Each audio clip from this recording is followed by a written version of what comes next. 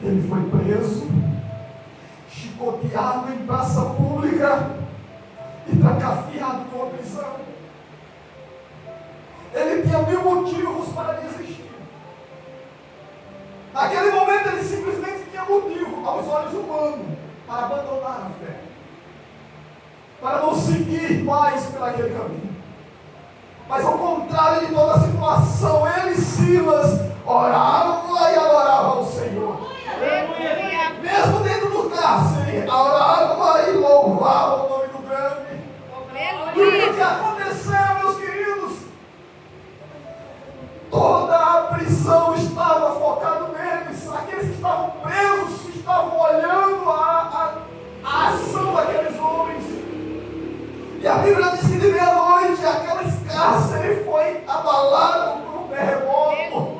Todos foram colocados em liberdade, mas o interessante é ninguém fugira, permaneceram exatamente no mesmo local. A minha e a tua aflição tem um propósito, meu querido. Como bem mencionei, a minha irmã, ela que se foi no Senhor, passou 10 anos da sua vida orando para que Deus salvasse a sua família. 10 anos, não foi um dia, nem um ano, nem 2, 10. Só Deus sabe as aflições que ela estava passando naquele período, naquele tempo. Mas ela foi fiel ao Senhor.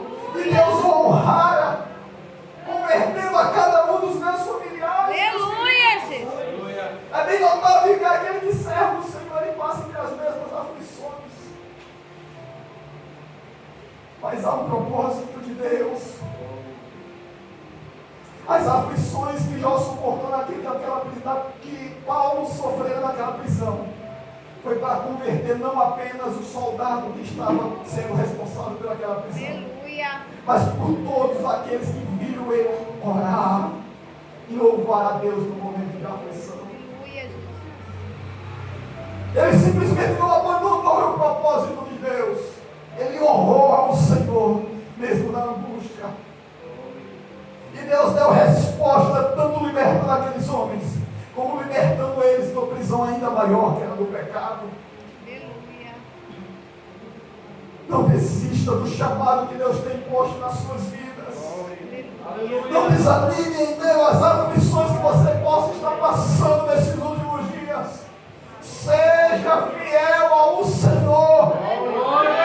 E a Apocalipse diz que ser fiel até a morte, dar-lhe a coroa da vida, é necessário permanecer íntegro. Não importa a circunstância. Louvado seja Deus. Jó disse: nu eu vim para esta terra, e também há de retornar. Deus me deu, Deus tomou, bendito seja o Glória a Deus. Aleluia. Jó não estava preso àquilo que ele adquirira desta vida. A esperança de Jó estava exatamente na promessa de Deus, que é para a eternidade. Aleluia. Aleluia.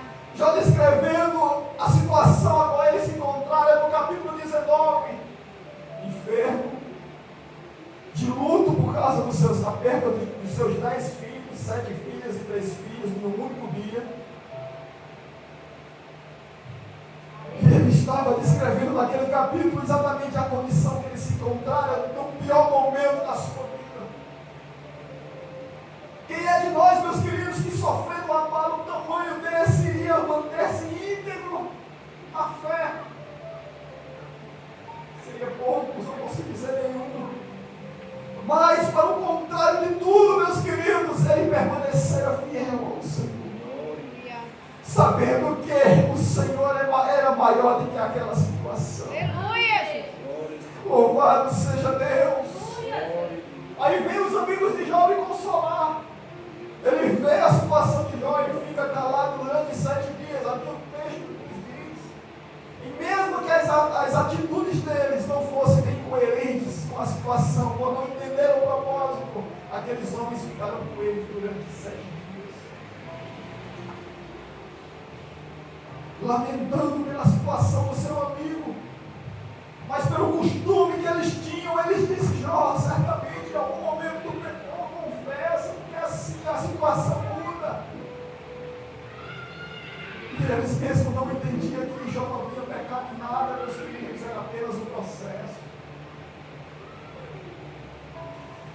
E como bem mencionei, meus queridos, ele no capítulo 19, falando a respeito da condição que ele se encontrara, rejeitado pelos seus amigos, sendo repugnado pelos seus familiares que lhe restara, e até mesmo seus serviçais, a qual servia a ele quando ele chamara para se lhe servir, eles ignoravam o chamado de Jó. Ele disse que me dera as minhas palavras fossem escritas no livro. Aleluia, louvado seja o nome do Senhor. Glória. Que as minhas palavras fossem escritas em um livro, para que ficasse registrado por toda a eternidade. Aleluia. Louvado e agradecido ao Senhor. E ele menciona no livro, capítulo 19, no verso 21, compadece-te de mim, ó amigos meus, compadecei-vos de mim, porque a mão de Deus me afligia, porque me persegues como Deus, e me persegues e dão coisas de devorar, até cessas, de me devorar essa carne. E aí no verso de número 23 ele diz que me dera fosse agora escritas as minhas palavras, que me dera fosse gravadas em um livro, com penas de ferro e com chumbo, para que sempre fossem esculpidas na rocha. Mas ó, o verso de número 25, a qual diz: porque eu sei que o meu Redentor vive, e por fim se levantará sobre esta terra. Aleluia, Jesus. Meus queridos, Jó fez de Deus o seu amigo. Não qualquer amigo, mas aquele amigo íntimo que revela os seus propósitos para ele. Como Jó saberia que haveria no dia o arrebatamento da igreja? Como Jó ficara sabendo que um dia aqueles que são fiéis ao Senhor um dia irão ressuscitar? Glória. A não ser que este seja seu amigo íntimo, que revele a ele quais são os seus planos. E foi exatamente isso que Deus fez com Jó. Por isso, em meio às aflições, Jó não desistira da sua fé. Aleluia. O mesmo conhecimento que Jó obteve do Senhor a respeito do fim de tudo, eu e você também temos. Aleluia. Nós temos ciência de que um dia o nosso Senhor e Salvador virá sim sobre esta terra. Nós temos conhecimento que o Senhor vai vir com seus anjos para levar a sua igreja para as moradas celestiais. Glória. E um dia nós, embora padecemos pela morte, um dia, se o nosso corpo for lançado na cova, um dia nós iremos ser ressuscitados e levados para a presença do nosso Senhor e Salvador Jesus Cristo. Glória. Essa é a nossa esperança, meus irmãos. Aleluia, Jesus. Essa era a esperança de Jó. Mas o detalhe, ele só havia conhecido a Deus de ouvir falar, e já era íntegro, reto, temente a Deus, e que se desviara do mal.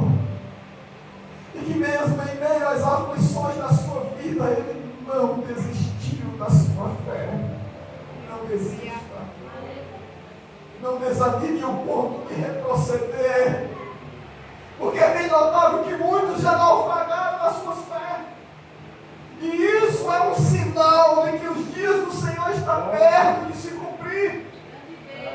Como nós lemos o livro de Mateus, no capítulo 24, nós vemos muitos exemplos de coisas que há de acontecer, e entre elas é exatamente a apostasia na fé de muitos. Nós estamos vendo, meus queridos, isso acontecer. Nós estamos vendo isso acontecer. É lamentável, mas nós estamos vendo acontecer. Muitos daqueles que andavam junto conosco para fazer a obra do Senhor já não estão mais do nosso lado. Muitos daqueles que estavam em vigílias, como foi mencionado pelo nosso irmão, muitas das vezes este que nos acompanhava já não estão mais na fé. E é bem provável que nem muitos estejam até mais vivos. Mas se eu e você estamos vivos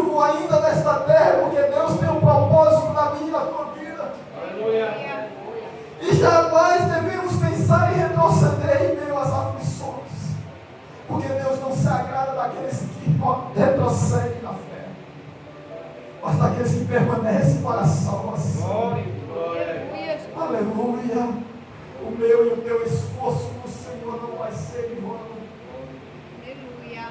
Há uma promessa da parte de Deus para as nossas vidas que vai além desta vida terrena. O Senhor nosso Deus, utilizando de Paulo no capítulo 8 de Romanos, ele disse que nada neste mundo pode nos separar do amor de Cristo. Nem a fome, nem a nudez, nem a espada, ou seja, nem a morte pode nos separar do amor de Deus. Aleluia.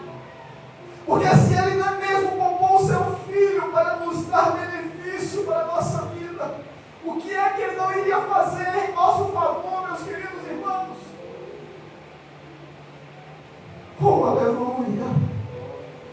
Glória a Jesus, porque eu sei que o meu Redentor vive. E por fim se levantaram sobre a terra. Louvado seja o nome do Senhor. Depois revestido este meu corpo da minha pele, e em minha carne verei a Deus. O que já estava dizendo, meus queridos, um dia o meu Senhor há de retornar. Aleluia.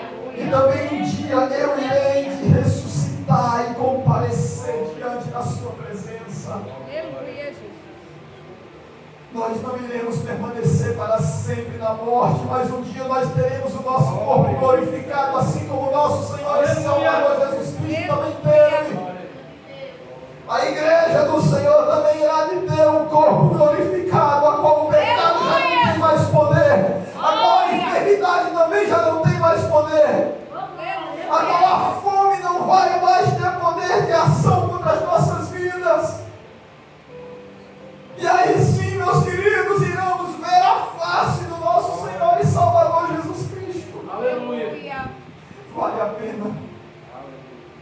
Vale a pena ser fiel ao Senhor em meio às aflições. Vale a pena permanecer